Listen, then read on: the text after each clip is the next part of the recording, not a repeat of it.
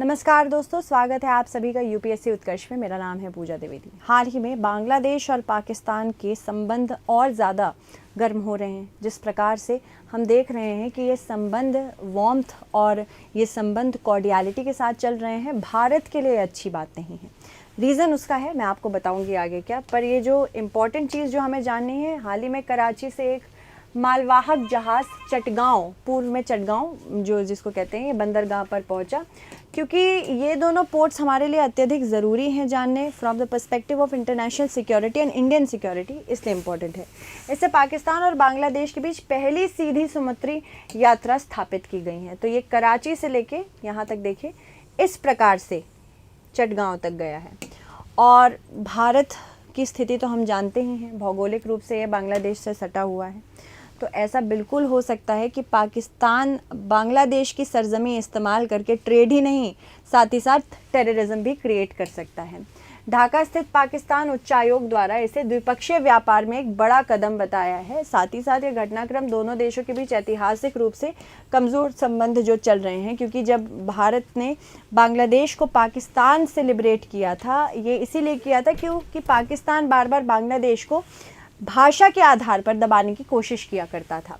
हालांकि यह बदलाव इस वर्ष अगस्त में प्रधानमंत्री शेख हसीना के पद से हटने के बाद से ही चल रहा है। 1971 के युद्ध की बात करें, इसकी छाया लंबे समय से बांग्लादेश और पाकिस्तान के बीच एक बरकरार रही। साथ ही साथ Bangladeshi ex prime minister Sheikh Hasina ने इसको बरकरार भी रखा। इसीलिए हमेशा हम कहते थे कि शेख हसीना हमारे लिए एक नेसेसरी ईवल है। इनके ऊपर बहुत सारे आरोप लगाए गए हैं और स्टूडेंट प्रोटेस्ट के चलते हुए इनको जगह से हटाया भी इसीलिए गया था, क्योंकि वहाँ पे इनका कार्य की शैली इनकी जो थी वहाँ के लोगों को पसंद नहीं आ रही थी। तो एक रेवोल्यूशन आया, क्रांति आई, और अब अंतरिम सरकार वहाँ पे बनी है मोहम्मद यूनुस के अंतर्गत। डेमोक्रेटिक नहीं है क्योंकि अभी चुनाव तो नहीं हुए, पर 1971 की जो वॉर हुई थी उसके बाद से बड़ी बात है, क्योंकि 1971 में हमने जब बांग्लादेश को आज़ाद कराने की बात की थी, तब इंडिया ने इसको अपने पर्सनल कॉस्ट पे कराया था। 1971 में 9 महीने तक चले मुक्ति युद्ध के दौरान पाकिस्तानी सेना और उसके सहयोगियों ने अनगिनत अत्याचार किए थे, जिसकी यादें बांग्लादेश के राष्ट्रीय मानस में गहराई में अंकित है। लगभग 30 लाख लोग मारे गए थे, 1000 लोगों को प्रताड़ित किया गया था, लाखों लोग पाकिस्तानी क्रूरता से बचने के लिए अपने घरों से भाग गए थे और बहुत लोग भारत में भी आए थे। पाकिस्तान ने अपने अपराधों के लिए कभी माफ़ी भी नहीं मांगी, जिससे ढाका और इस्लामाबाद के बीच द्विपक्षीय संबंधों को काफ़ी नुकसान पहुंचा था। बांग्लादेशी अमेरिकी राजनीति वैज्ञानिक अली रियाज ने 2021 में बताया था कि दोनों देशों के बीच बेहतर रिश्ते के लिए 1971 युद्ध, विशेष रूप से सेना द्वारा किए गए नरसंहार को संबोधित करने के लिए पाकिस्तान की पहल की आवश्यकता है। पाकिस्तान की ओर से बिना शर्त सार्वजनिक माफ़ी लंबे समय से लंबित है। कोई भी देश अपने अंधेरे अतीत का सामना किए बिना आगे बिल्कुल नहीं बढ़ सकता, और यहाँ आज तक पाकिस्तान ने ऐसा कोई भी कार्य नहीं किया। इसके बजाय इस्लामाबाद ने अपने अत्याचारों से ध्यान हटाकर 1971 के महत्वपूर्ण घटनाओं में नई दिल्ली की भूमिका पर ध्यान केंद्रित करने का भरसक प्रयास किया। पाकिस्तानी आख्यान में बांग्लादेश का मुक्ति संग्राम मोहम्मद अली जिन्ना की पाकिस्तान परियोजना को तोड़ने के लिए भारतीय षड्यंत्र माना जाता है, न कि एक उत्पीड़ित जनता द्वारा अपने उत्पीड़क के विरोध युद्ध छेड़ना। यानी कि वो कहते हैं कि बांग्लादेश जिस प्रकार से भारत ने बनाया, ये एक षड्यंत्र के दौरान है, क्योंकि मोहम्मद अली जिन्ना जब एक पाकिस्तान चाहते थे तो ईस्ट पाकिस्तान, बांग्लादेश पहले ईस्ट पाकिस्तान हुआ करता था और आज का पाकिस्तान वेस्ट पाकिस्तान हुआ करता था। इन दोनों को यूनाइटेड रूप से पाकिस्तान कहा जाता था। तो जिन्ना का जो सपना था कि एक यूनाइटेड पाकिस्तान रहे, उसको तोड़ा भारत ने 1971 में, जब भारत ने बांग्लादेश को, ईस्ट पाकिस्तान को बांग्लादेश बनने दिया, क्योंकि युद्ध में हमने भी काफ़ी ज़्यादा हाथ बटाया था, हमारी वजह से ही बांग्लादेश पूरी तरह से संरक्षित हुआ उसके बाद। और शेख हसीना, मुजीबुर रहमान, ये सब बहुत ज़्यादा इस बात को मानते भी थे। तो इसी वजह से अब पाकिस्तान अपने अतीत में जो इसने नरसंहार किए, इसके लिए इसने कोई माफ़ी नहीं मांगी और अंतरिम सरकार पाकिस्तान के साथ रिश्ते बनाना चाह रही है। ठीक है, इसके अलावा भारत से के डर का इस्तेमाल किया और युद्ध अपराधों के लिए किसी भी संभावित माफ़ी का असंभव बनाया। पाकिस्तान की नागरिक सरकारों ने इस तरह की माफ़ी के लिए राजनीतिक पूंजी की आवश्यकता होगी, जो कि अधिकांश के पास नहीं है। लेकिन यह देखते हुए कि मुक्ति संग्राम बांग्लादेश की राजनीति में एक बहुत भावनात्मक मुद्दा बना हुआ है, उचित माफ़ी के अभाव से संबंधों में सुधार करना कठिन है। हालांकि अभी तो संबंध वापस से गर्मा रहे हैं।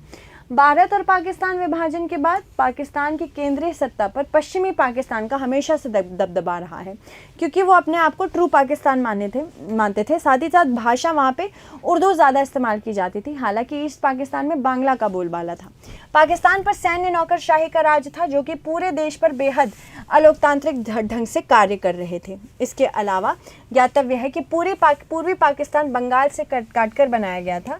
अतः यह भी भाषा मुख्यतः बंगाली थे, जबकि जो पश्चिमी पाकिस्तान था वहाँ पे उर्दू भाषा थी।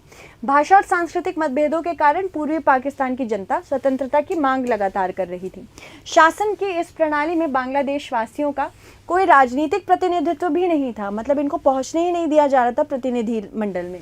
किंतु वर्ष 1970 के आम चुनावों के दौरान पश्चिमी पाकिस्तान के इस प्रभुत्व को चुनौती दी गई थी। पूर्वी पाकिस्तान के नेता शेख मुजीबुर रहमान ने 6 बिंदुओं पर पूर्वी पाकिस्तान में स्वशासन का अधिकार मांगा कि आप हमें पाकिस्तान का भले ही हिस्सा मानिए, पर हमको अपने आप को स्वशासित करने दीजिए। 1970 के आम चुनाव में मुजीब की आवामी लीग ने पूर्वी पाकिस्तान में 169 में से 167 सीट्स जीती थी, जिससे 313 सीटों वाली नेशनल असेंबली में लगभग पूर्ण बहुमत प्राप्त भी हुआ। सैन्य तानाशाह याह्या खान के नेतृत्व में पश्चिमी पाकिस्तानी नेताओं ने शेख मुजीबुर रहमान को पाकिस्तान का प्रधानमंत्री पद सौंपने से इनकार कर दिया, जिससे पूर्वी पाकिस्तान में तनाव पैदा होने लगा। शेख मुजीब ने पूरे देश में हड़ताल का आह्वान किया और इसी के बाद से भीड़ में हिंसा और आगजनी होने लगी। पाकिस्तानी राष्ट्रपति ने पूर्वी पाकिस्तान में सैन्य कार्रवाई की घोषणा कर दी। सिलेवार घटनाओं में ढाका पर कब्जा किया। उसके बाद आवामी लीग को गैर कानूनी घोषित किया। साथ ही साथ शेख मुजीबुर रहमान को गिरफ्तार कर लिया गया और पश्चिमी पाकिस्तान ले जाया गया। इसी समय शेख हसीना भारत आई और इन्होंने भारत में रेफ्यूज या फिर संरक्षण लिया। आज भी शेख हसीना भारत में ही हैं। 26 मतलब उसके बाद तो वापस गई थी बांग्लादेश, फिर आज फिर से जब उन्हें आउटस्टर कर दिया तो फिर से भारत में है। 26 मार्च 1971 को पश्चिम पाकिस्तान ने पूरे पूर्वी पाकिस्तान में ऑपरेशन सर्चलाइट शुरू की और इसी के परिणाम स्वरूप लाखों बांग्लादेशी भारत भागकर आ गए। इसके अलावा मुख्य रूप से पश्चिमी बंगाल, असम, मेघालय, त्रिपुरा जैसे राज्यों में, ये राज्य बांग्लादेश के सबसे करीबी हैं। त्रिपुरा तो पूरी तरह से बांग्लादेश से ही घिरा हुआ है। विशेष रूप से पश्चिमी बंगाल पर शरणार्थियों का बोझ बढ़ने लगा। राज्य ने तत्कालीन प्रधानमंत्री इंदिरा गांधी और उनकी सरकार से भोजन और आश्रय के लिए सहायता मांगी। बांग्लादेश की स्वतंत्रता की लड़ाई लड़ने वाली मुक्ति वाहिनी सेना एवं भारतीय सैनिकों की बहादुरी से पाकिस्तानी सेना को हार का सामना करना पड़ा। मुक्ति वाहिनी सेना में बांग्लादेश के सैनिक, अर्धसैनिक और नागरिक भी शामिल थे, जो कि मुख्यतः गुरिल्ला पद्धति के युद्ध करते थे। गुरिल्ला पद्धति यानी कि आप जंगलों से निकलिए, हमला करिए और फिर जंगलों में छुप जाइए। इसको गिरिल्ला वॉरफेयर कहते हैं।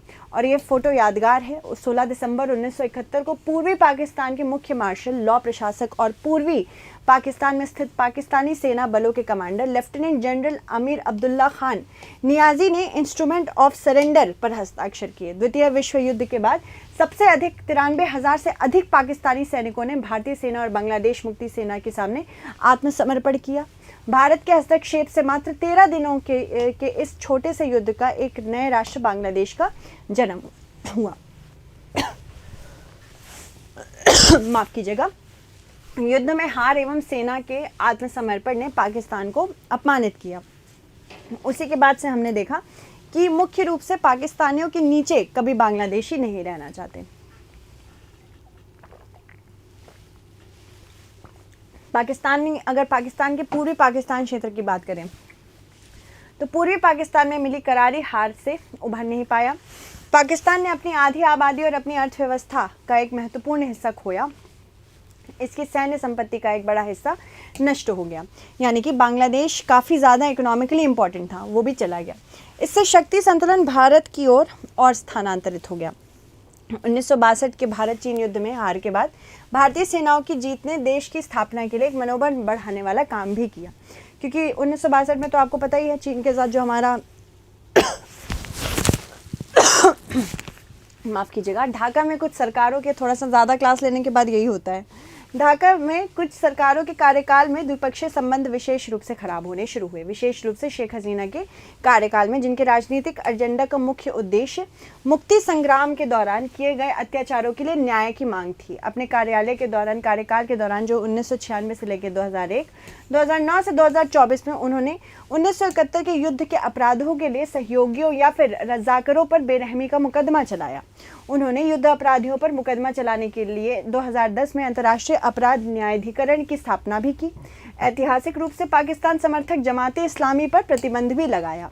2013 में जमात नेता अब्दुल कादर मुल्ला को ICT ने 344 नागरिकों की हत्या एवं अन्य युद्ध अपराधों के लिए दोषी भी ठहराया। इसके अलावा उस समय पाकिस्तान के गृह मंत्री चौधरी निसार अली खान ने मौला को फांसी भी दी, जो बहुत दुर्भाग्यपूर्ण बताते हैं।